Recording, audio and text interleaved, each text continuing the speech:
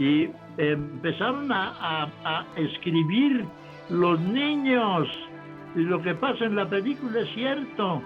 Empezaron a llegar cartas de todas partes del mundo. Yo tengo orden de que los que no estén inscritos en la escuela no pueden entrar.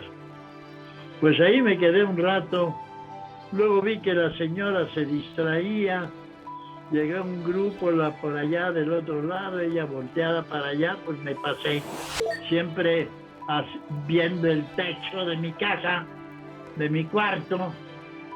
En la noche me amarraban para que no me moviera, de modo que mi única distracción era un radio que me había regalado mi papá.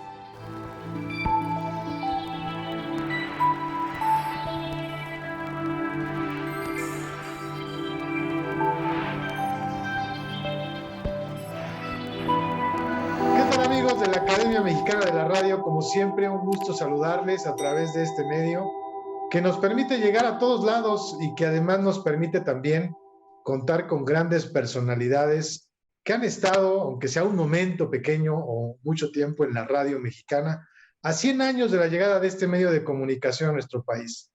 100 entrevistas que de verdad lo están dejando y nos están dejando con el ojo cuadrado y que nos muestran esta calidad humana y sobre todo este profesionalismo de tanta gente que ha hecho radio en este país. Y en esta ocasión, la Academia Mexicana se pone de manteles largos.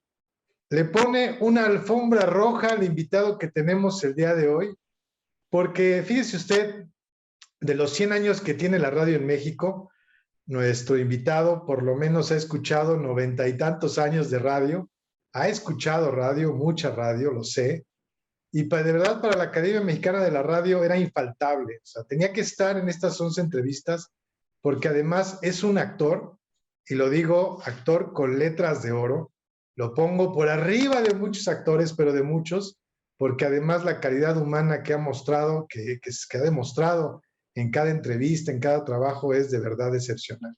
¿De quién hablo? De verdad me siento muy, muy honrado de tenerlo en la línea, de don Ignacio López Tarso. Don Ignacio, ¿cómo está? Gracias por hacer este enlace. Gracias por la invitación. Estoy muy bien, afortunadamente. A los 96 años, como yo tengo, pues ya la salud anda difícil, pero mi salud ha estado bien. Mi estómago, mis pulmones, mi corazón, sobre todo acá, está correcto. Está funcionando bien. Tengo todavía buena memoria.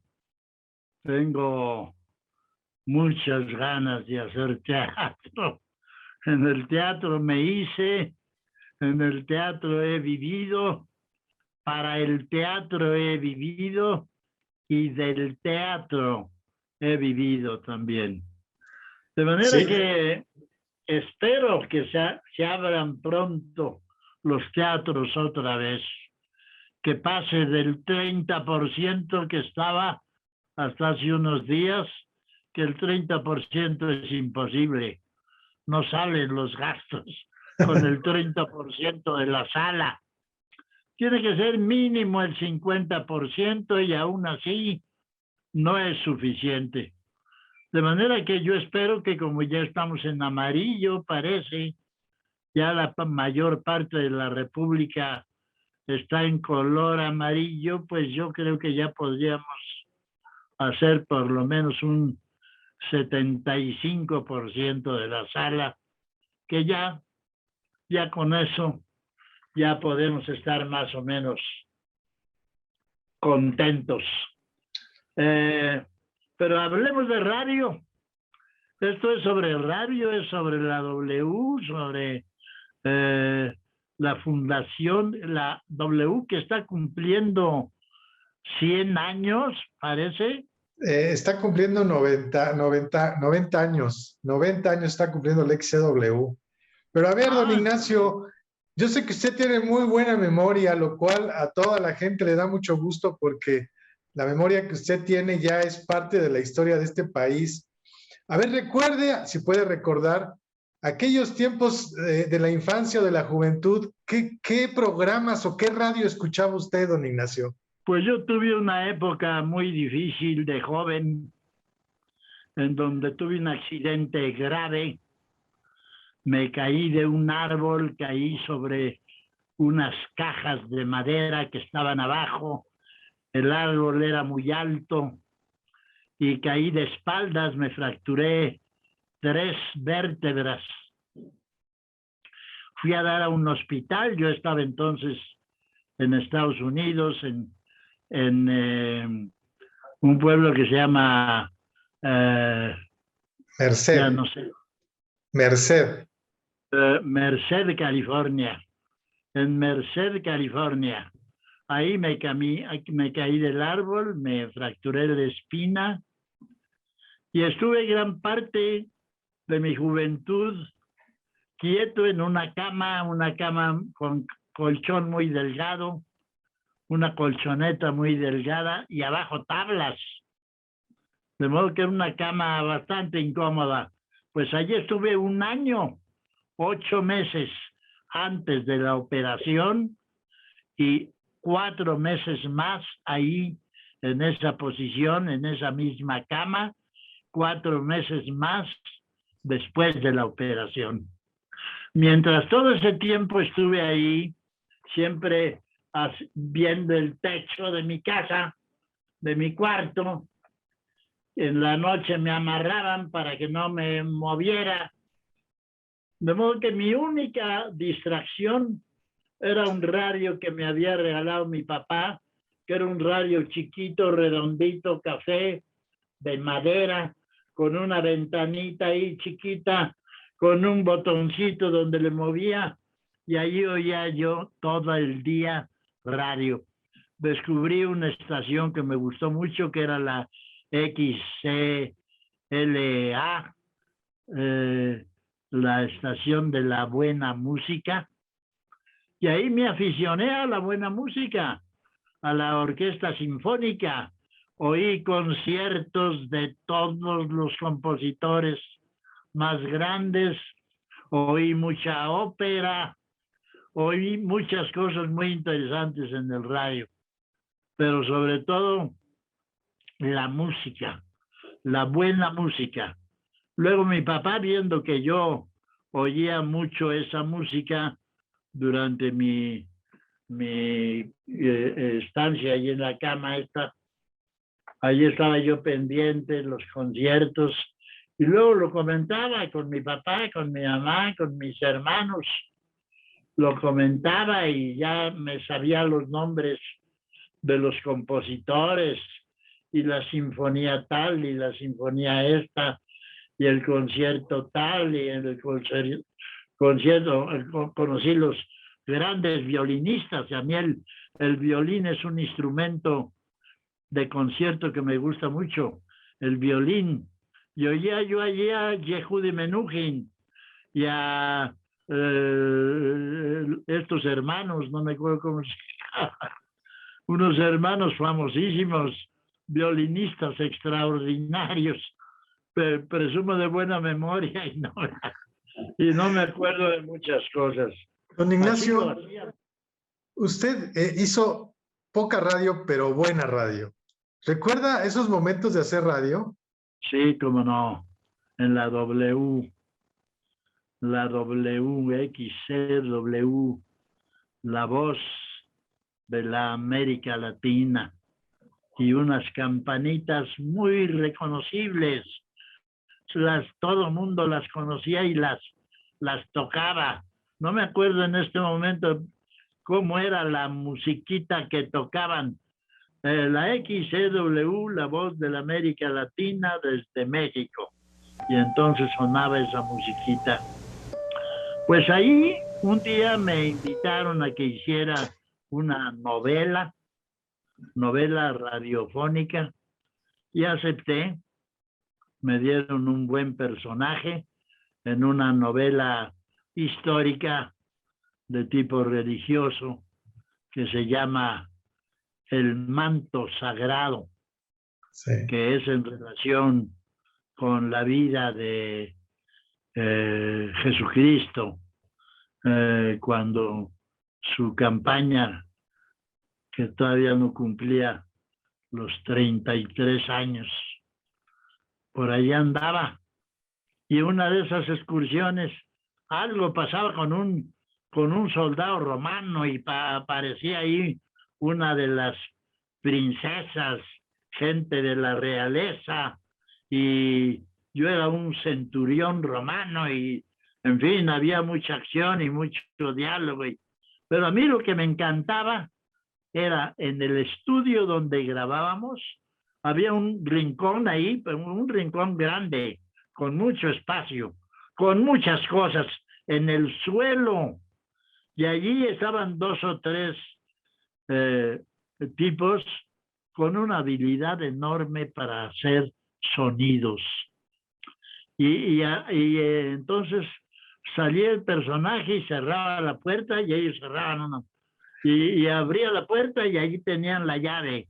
Y había un incendio y entonces arrugaban un papel de China o un papel de esos dorados ahí junto al micrófono. Hacían, pero maravillas con el sonido y eso me gustaba muchísimo.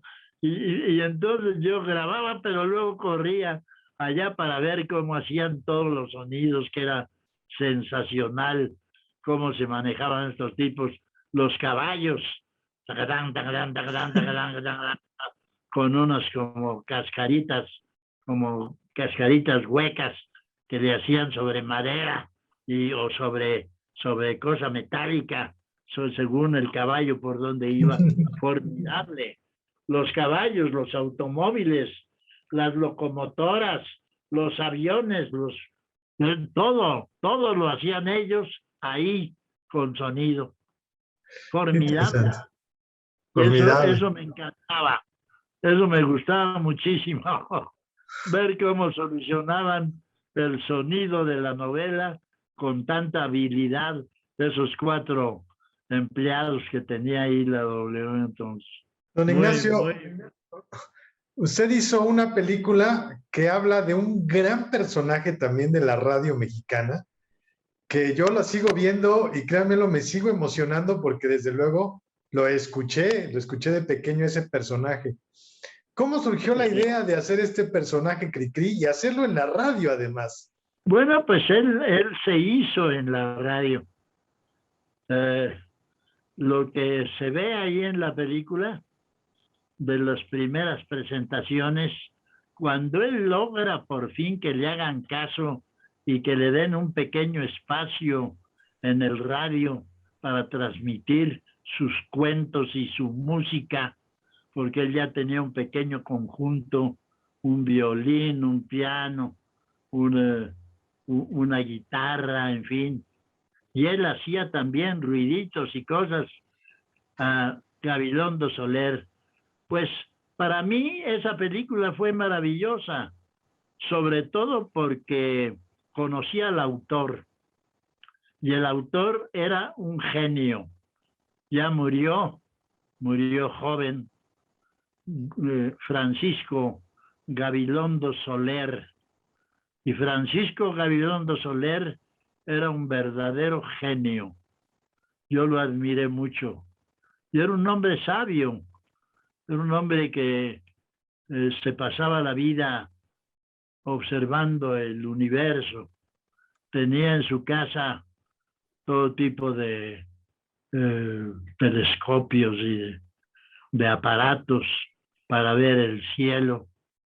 Alguna vez me dejó ver ahí, alguna vez me invitó a comer a su casa, conocí a sus hijos, a su esposa, y sobre todo conocerlo a él fue el gran premio de la película. Lo mejor que obtuve de la película fue el gusto de haber conocido al autor de esa música y de esas canciones, Francisco Gabilondo Soler. Extraordinario ser humano. Lo vi con su mujer, con sus hijos. Lo vi con la gente que lo buscaba y que le hablaba. con una amabilidad siempre, siempre con una gran cortesía. Era un hombre muy educado, era un hombre muy fino, era un hombre muy sabio, era un gran conocedor de muchas cosas, un gran músico y un poeta, un gran poeta. Tiene canciones verdaderamente extraordinarias de rimas muy fáciles, de rimas muy corrientes, se puede decir, pero muy eficaces. En radio hice con la W esa novela que le digo de tipo religioso, que se llama El Manto Sagrado. No sé quién es el autor, ni sé más datos, no recuerdo el reparto, no recuerdo quién más estaba. Me acuerdo eso, que yo grababa y corría al rincón donde hacían los sonidos, porque eso me hacía mucha gracia. Me divertía muchísimo ver cómo hacían todos los ruidos. Y luego hice con W, estuve todo el tiempo que grabé la película Cricri, porque gran parte de la película es en W, donde él se hizo famoso, donde primero le daban un pequeño espacio y pues con el temor de que fuera muy aburrido y entonces pues le daban muy poco tiempo y empezaron a escribir los niños. Y lo que pasa en la película es cierto. Empezaron a llegar cartas de todas partes del mundo, porque la W se oía por todos lados.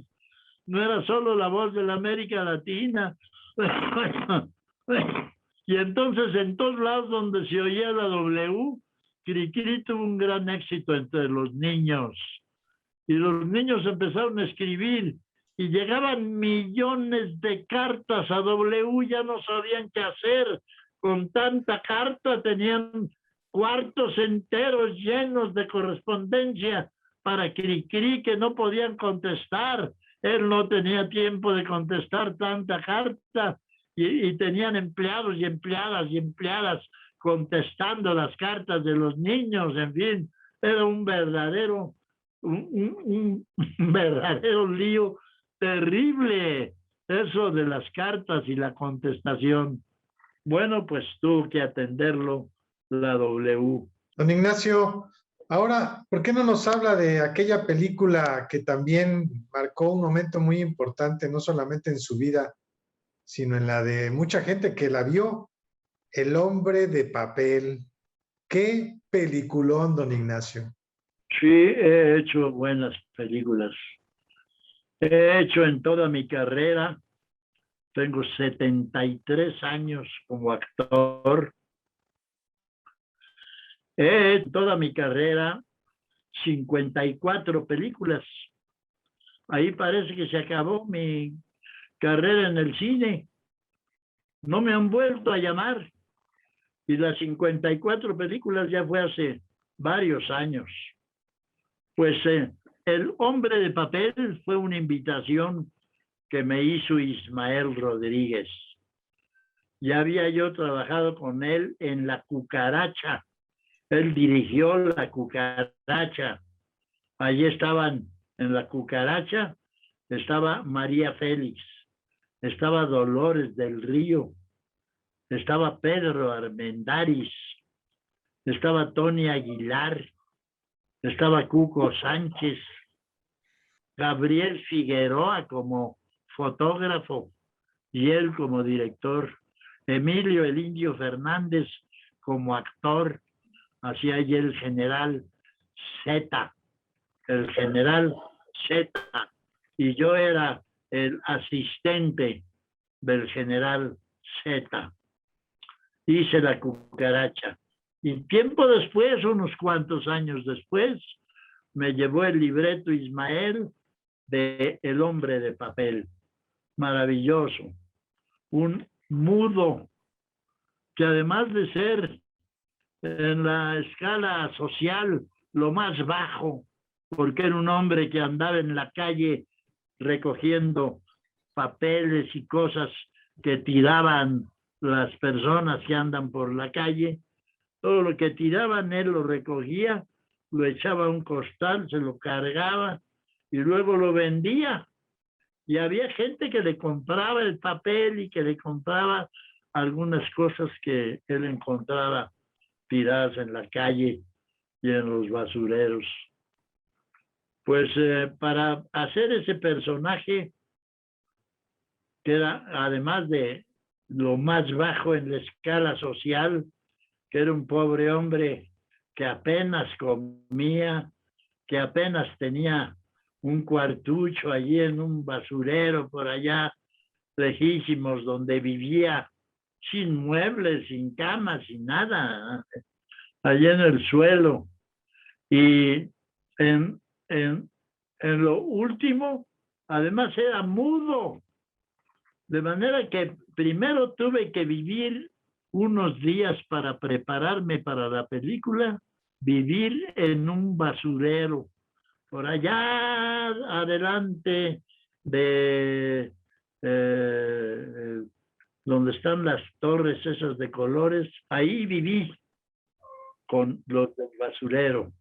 Ahí viví cómo andaban los niños desnudos, descalzos entre la basura. El basurero era una gran montaña de basura que se había ido formando con el tiempo. Y ahí sobre esa basura habían hecho una carretera y por ahí subían los camiones que llegaban de la ciudad a depositar la basura. Por ahí subían, daban la vuelta, subían, y cuando ya estaban allá arriba, allá descargaban. Y allá iba la multitud de chamacos y de muchachos a ver lo que venía en los camiones de la basura que venían de el Pedregal, de allá de Avenida Chapultepec, de Reforma y todo aquello de esa parte de la ciudad, del Pedregal y todo eso, pues esos eran los camiones que los habitantes de esa ciudad de ropavejeros o de esos corrían atrás de esos camiones al verlos descargar porque eran los mejores. Allí encontraban muy buenas cosas todavía, hasta para comer. Los niños encontraban allí entre la basura cosas para comer y yo me maravillaba de la salud de estas criaturas. ¿Cómo no se morían de disentería, de diarreas, de enfermas? Nada. Y el doctor me decía, tienen un grado de aguante, de un nivel de resistencia tan alto estas criaturas que nacen aquí, que no les pasa nada y no se contagian, no se cuertan con los vidrios, andaban ahí entre cosas, porque ahí juntan de todo. Sí. Don Ignacio, recuérdenos, para ir un poco al pasado, recuérdenos a su amistad o el conocer a Javier Villaurrutia, gran escritor. Sí, un gran poeta. Un gran poeta. Ayer, no, hace una semana, unos días, celebraron algo sobre Villaurrutia, que fue mi primer maestro de teatro. Y era un gran poeta. Y él lo sabía, un día me lo dijo a mí. Me dijo, yo no soy buen director, yo no soy buen maestro, yo no soy buen escritor de obras de teatro, yo soy buen poeta. Pero la poesía no me da para vivir. Por eso he tenido que escribir obras de teatro, por eso acepté un puesto como maestro en la Escuela de Teatro de Bellas Artes. Y ahí fui yo a conocerlo porque yo lo había leído en esa época que le digo del radio, que estuve oyendo radio, música. Yo había pensado alguna vez en teatro porque de niño había visto una carpa y me había gustado, pero nada más. Y yo a Villaurrutia lo busqué no porque fuera maestro de la escuela de teatro, sino porque su poesía me gustó mucho, y cuando supe que él era maestro de la escuela de teatro de Bellas Artes, ya cuando aprendí a caminar otra vez, porque estuve un año sin movimiento, tuve que volver a aprender a caminar. Entonces me fui a pie para probar que ya podía yo caminar muy bien. Me fui a pie desde cerca de la Basílica de Guadalupe, donde yo vivía, hasta Bellas Artes. Una caminata. Llegué a Bellas Artes. ¿Y dónde está la escuela de teatro? Pues en el tercer piso, tienes que dar la vuelta por acá, ahí a un costado de la Alameda, por ahí hay una escalera, subes por ahí y llegas a la escuela. Y ahí fui, una escalera preciosa, enorme. Yo tenía muchas ganas de conocer a Villaurrutia, pero tenía también muchas ganas de conocer por dentro el Palacio de Bellas Artes. Nunca había entrado. Y ese día pregunté en la escuela, sube por esta escalera, una escalera enorme, de mármol. Subí la escalera 3 pisos, llegué a la escuela, no me dejaban entrar. Yo pregunté por el maestro Villaurrutia, llevaba el librito de poemas y no me dejaban entrar porque no estaba inscrito. Le digo, pero yo quiero conocer al... Sí, pero no puedes entrar. Yo tengo orden de que los que no estén inscritos en la escuela no pueden entrar. Pues ahí me quedé un rato. Luego vi que la señora se distraía.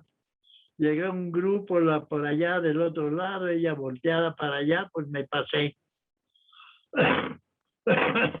Me pasé y a escondidas. Y así estuve casi un año, pasándome a escondidas. Luego ya la señora ya se daba cuenta y me dejaba pasar. Pero llegué a Villaurrutia, le pedí su autógrafo y me dijo, ¿y a qué te dedicas? ¿Qué haces?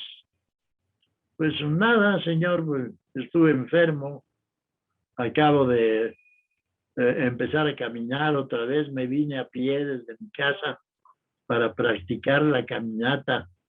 Llegué muy cansado, pues siéntate, me dijo.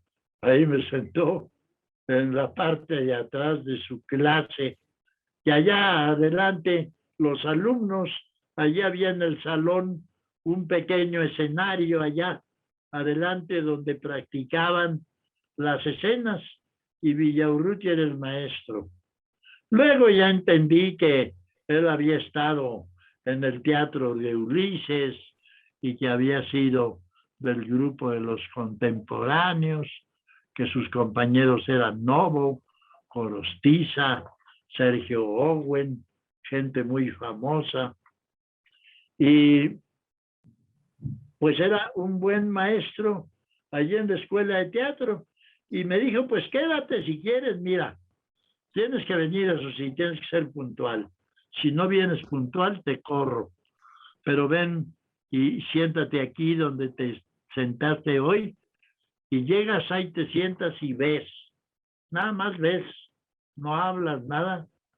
Mis clases son de 5 a 9. Luego quedan 4 horas diarias de clase de teatro con Villaurrutia. Y allí estuve. Lunes, martes, miércoles, jueves, viernes. a su clase a las 5 en punto de la tarde y a las 9 él salía y nunca me firmó el libro. Nunca.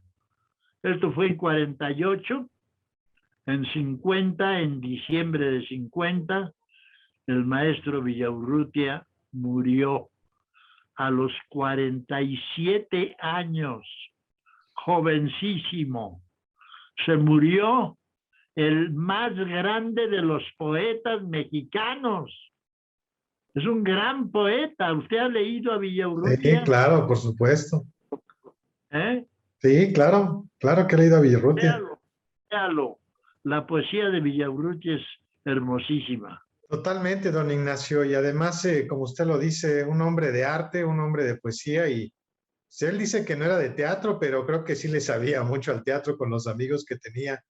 Don Ignacio, ya para finalizar esta entrevista y para llevarnos un buen recuerdo de usted y agradecerle sobre todo que haya tenido esta conexión, ¿qué le deja la radio a tantos años de escuchar radio, de conocer a tantos artistas, conductores, locutores, actores? ¿Qué le deja la radio y qué es para usted la radio, don Ignacio? Pues además de esta novela Manto Sagrado, lo de Cricri, el haber estado en W, tengo muy buenos recuerdos. Todo mi trato con el radio, que ha sido poco en realidad en mi carrera, ha sido muy satisfactorio. De modo que tengo muy buenos recuerdos de mi participación en radio. Don Ignacio, muchísimas gracias por haber aceptado esta entrevista. La Academia Encantado. Mexicana de la Radio le agradece muchísimo porque, bien lo dice, fue poco, pero para nosotros es sustancioso lo que hizo en radio en esa época tan importante de la radio en México y por supuesto recordar las películas y lo que hizo de teatro. Forma parte usted ya de estas 100 personalidades de la radio y se lo agradecemos muchísimo. No hay manera de agradecerle. Estamos infinitamente contentos y agradecidos de que nos haya permitido y nos haya regalado su experiencia, sus momentos, porque estoy seguro que le van a volver a hablar en televisión, ya verá, porque actores como usted ya no hay.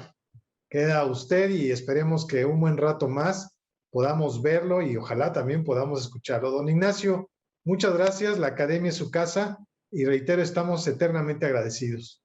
El agradecimiento es mío por haberme invitado. Estuve muy contento, fue muy buena entrevista, se lo agradezco mucho.